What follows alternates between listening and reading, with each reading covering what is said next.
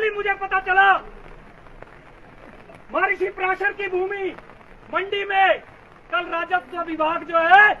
जो पराशर झील हम सबकी आस्था का केंद्र है, वहां पर सर्वे करके आया है, जमीन की पैमाइश करके आया है और वहां पर जिहादियों को मस्जिद बनाने के लिए भूमि आवंटित करने का काम किया जा रहा है। मैं प्रदेश सरकार को चेतावनी देना चाहता हूं, ये जो आपका इस्लामिक जिहादियों के लिए प्रेम है, इसके कारण से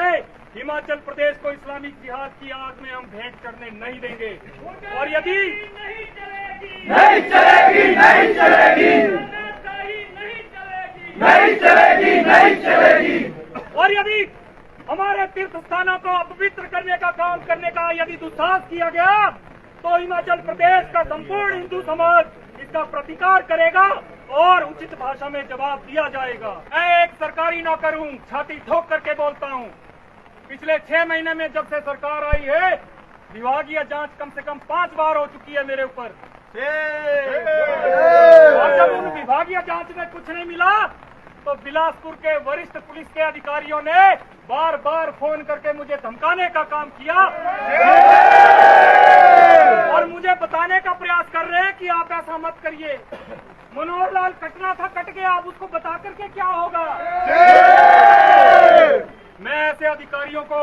और ऐसे प्रशासन में बैठे हुए उच्च स्तर पर जो अधिकारी बैठे हैं उनको ये चेतावनी देना चाहता हूँ, कमल गौतम अपने हिंदू समाज के लिए और अपने हिंदुत्व के लिए यदि मुझे अपनी नौकरी का बलिदान करना पड़ेगा, मैं उससे पीछे नहीं हटूंगा। बार बार मुझे फोन करके कभी थाने बुला करके अपनी किताब की धौंस दिखाते हैं जो बाबा साहब अम्बेडकर ने लिखी है, लेकिन मैं उनको बताना चाहता हूं कि जिन लोगों के लिए आप मुझे बार बार बुलाते हैं उनके पास भी एक किताब है, मैंने आप वाली भी पढ़ी है और उन वाली भी पढ़ी है, तो मैं बड़े अच्छे से जानता हूं कि उस किताब में तुम्हारा भी वही अक्षर लिखा गया है जो कमल गौतम का लिखा गया है। इसलिए किसी गलत फहमी में नहीं रहना, उनके लिए मैं भी काफिर हूं और तुम अगर एसपी हो, डीएसपी हो, तुम भी काफिर हो। तो इसलिए जो उनकी किताब है जरा उसको पढ़ने की भी जहमत उठाइए और अपनी कानूनी पढ़ाई जो आपने कर रखी है उसके साथ जरा तुलनात्मक अध्ययन कीजिए कि हम जो कह रहे हैं वो सही कह रहे हैं या गलत कह रहे हैं। तो हमने तो तय कर रखा है, रोकेंगे भी, टोकेंगे भी।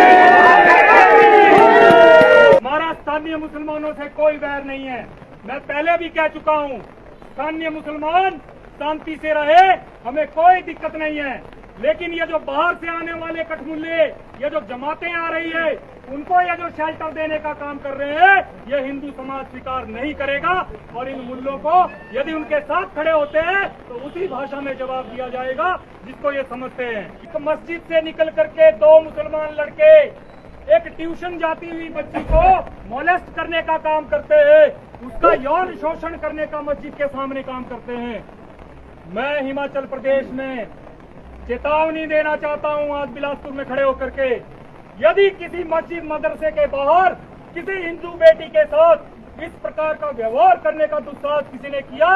तो मैं सौगंध खा करके कहता हूं वो मस्जिद उस स्थान पर अगले दिन नहीं मिलेगी। मैं मुस्लिम समाज को भी कहना चाहता हूं, हमने आज तक आपके विरोध में कभी कोई बात नहीं की। कोई स्थानीय मुस्लिम भाई आकर के बता दे कि हिंदू जागरण मंच के किसी कार्यकर्ता ने उनके साथ कोई दुर्व्यवहार किया हो या उनके साथ कोई मारपीट की हो, कभी नहीं की। लेकिन ये जो तुम बाहर के मुसलमानों के लिए हमसे बैर करने का काम कर रहे हो, सुधर जाओ, अभी समय है, ऐसा न हो गेहूं के साथ घुन भी पिस जाएगा। मैं आपसे कहना चाहता हूं कि इस प्रकार के कृत्यों से बाज आए और ये जो बाहरी जमातें आ रही हैं इनको अपने यहाँ आश्रय प्रश्रय देना बंद करें, अन्यथा